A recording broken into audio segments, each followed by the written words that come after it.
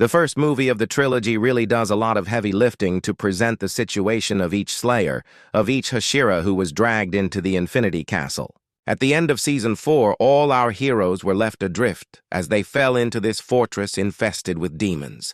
That is practically how this first movie begins, showing the new groups of Slayers that are formed with the goal of finding Muzan, the demon leader, currently incapacitated by Tamayo's medicine, inside the fortress, recovering and waiting for the perfect moment to act. Meanwhile, our Slayers face 3 battles that redefine the course of this story. The first confrontation pits Shinobu Kocho against the delightfully twisted upper-rank 2 demon, Doma. He is charming, polite, irritatingly sweet. A villain who even encourages his opponent to give her best. Their fight has been simmering for years, not only driven by a deep hatred born from past events, but it also reveals the disturbing reality of fighting alone against an upper moon.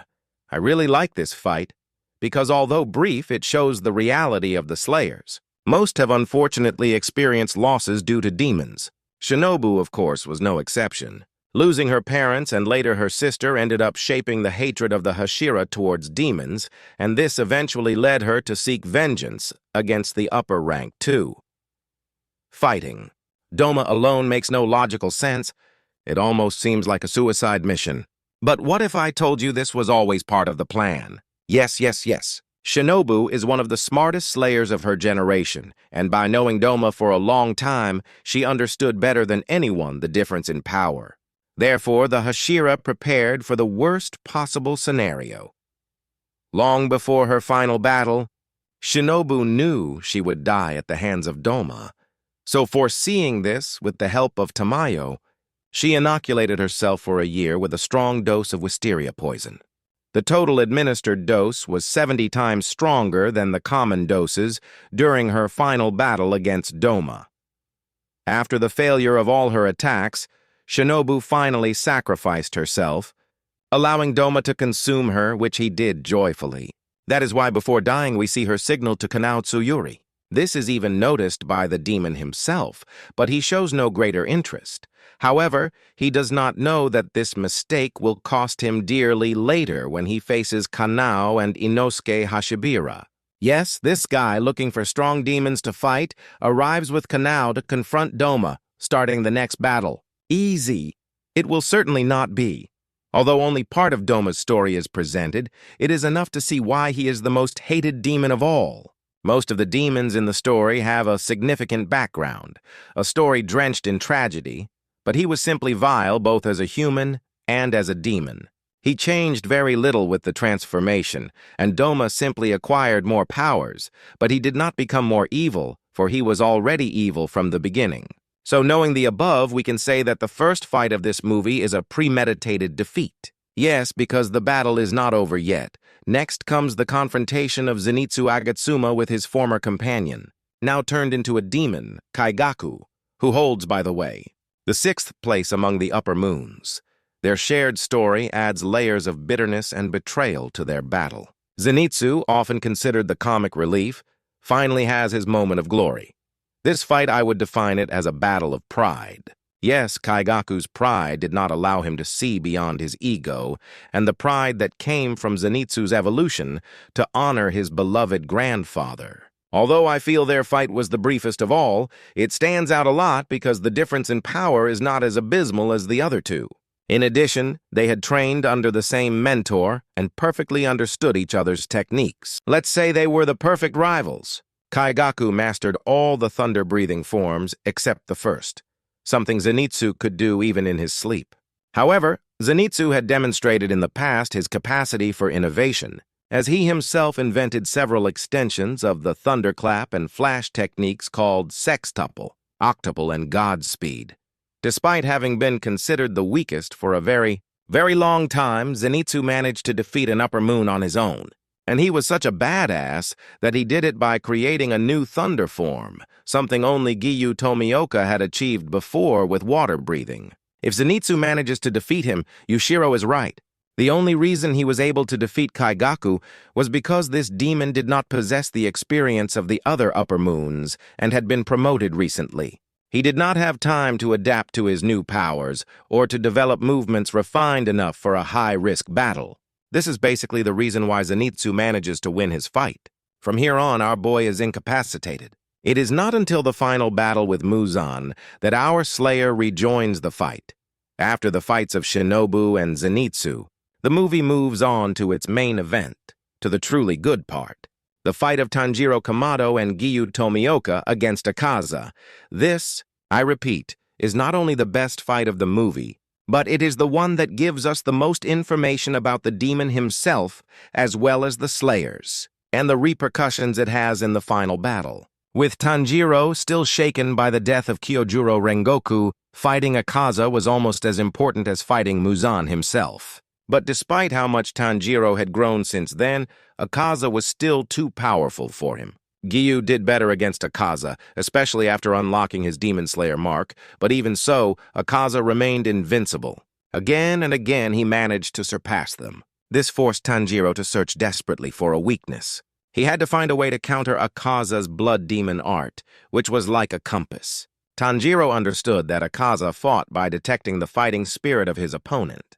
Thanks to Inosuke's explanation, I understood it more or less like this. His blood demon art detected his rival's intentions, anger, rage, fury, sadness. Thanks to this, Akaza was able to perceive and, to a certain extent, predict his opponent's attacks. That was where his great advantage lay.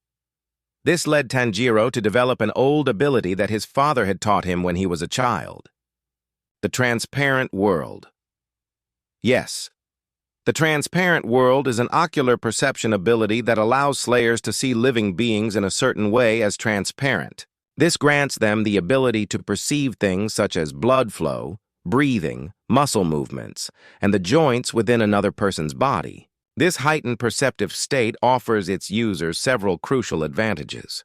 First of all, they can predict an opponent's movements by observing subtle bodily signals such as the expansion of the lungs just before an attack. They can also detect gaps in the enemy's defenses by observing his interior. Some Slayers have even been able to dodge seemingly inevitable blows thanks to the precognitive effects of the transparent world, as Tanjiro does, avoiding that devastating strike from Akaza. In addition, it is said that those who access this ability experience a considerably greater perception of movement. Objects that would normally be too fast to be seen can be perceived naturally. However, something not mentioned in the movie is that to activate the transparent world, demon slayers must have first awakened their Slayer mark. This is the symbol that represents their supernatural bond. The exact process to access this ability varies depending on the circumstances of each person. However, most users access it by concentrating intensely on the target they want to perceive through this state. And if you wonder why I focus so much on this ability, it is because it will be fundamental later on. Tanjiro is not the only one who manages to awaken it. I'll leave it at that. Well, but going back to the fight, it is only thanks to Tanjiro awakening this ability that he manages to cut off Akaza's head. However, as they soon discover, this is not enough to defeat him. The damn demon insists on regenerating constantly, but what he did not expect is that his memories flood him for the first time in centuries.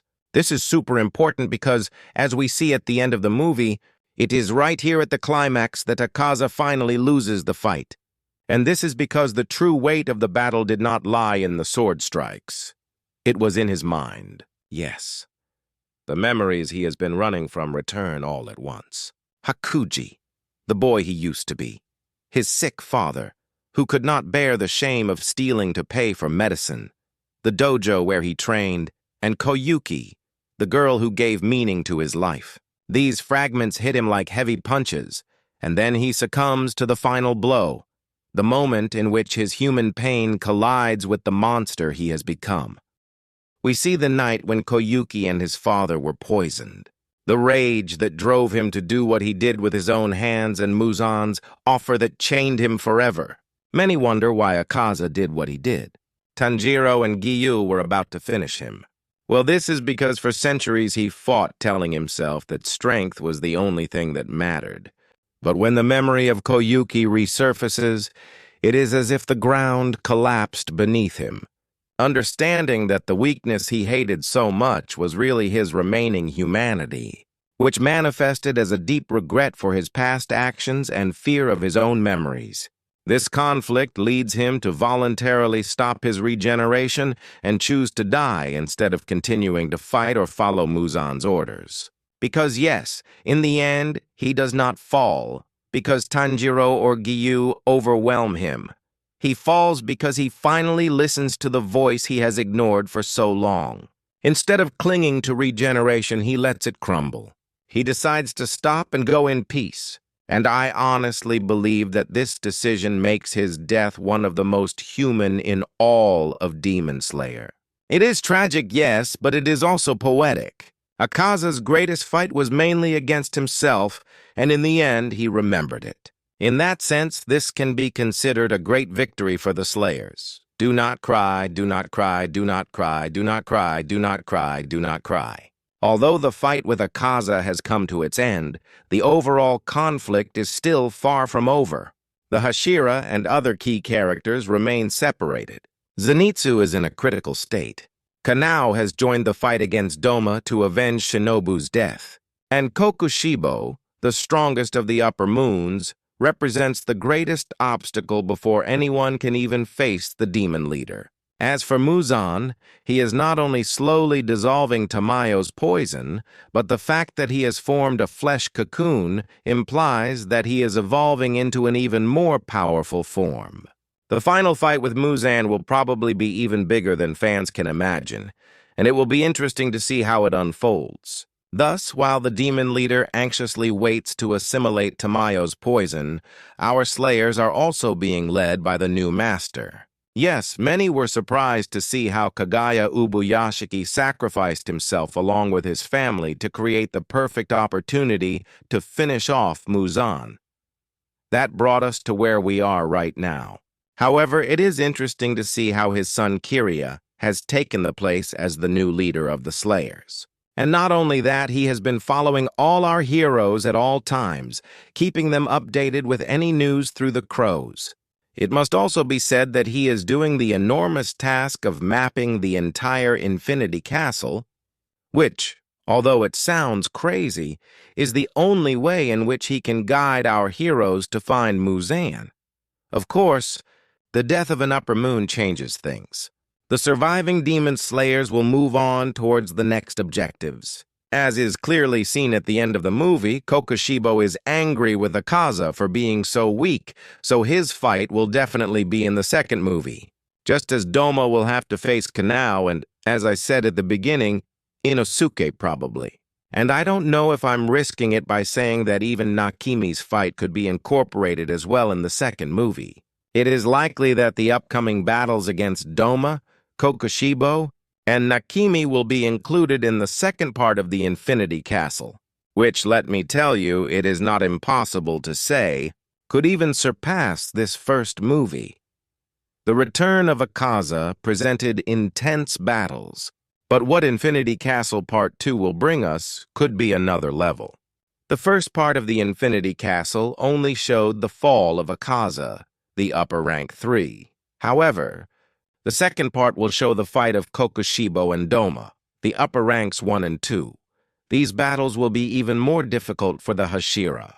This should give the opportunity to some of the Demon Slayers who did not appear much in this first movie the chance to shine, since they will face some of the toughest of the tough demons. And I never get tired of repeating it. Kokushibo in particular is an extremely lethal threat. He is not like the other Upper Moons. He is different, since he was once a demon slayer and is capable of using breathing techniques. With that in mind, many fans wonder when the second movie of the trilogy will be released. And although there is not much exact information now, only speculation, some sources claim that the second movie could be released in 2027. Yes, 2 years of waiting. And let me tell you, that date is definitely believable. It would be only 2 years after the first, which is an ideal waiting time for fans. It is not too soon to risk a rushed movie, but not too long either for them to lose interest. The third movie is expected to follow a similar pattern, releasing 2 years after the second. which would place it around 2029. But do not worry because there will be Demon Slayer for a while, since according to rumors, the movie will be rebroadcast on television in the form of episodes, the same as what happened with Mugen Train.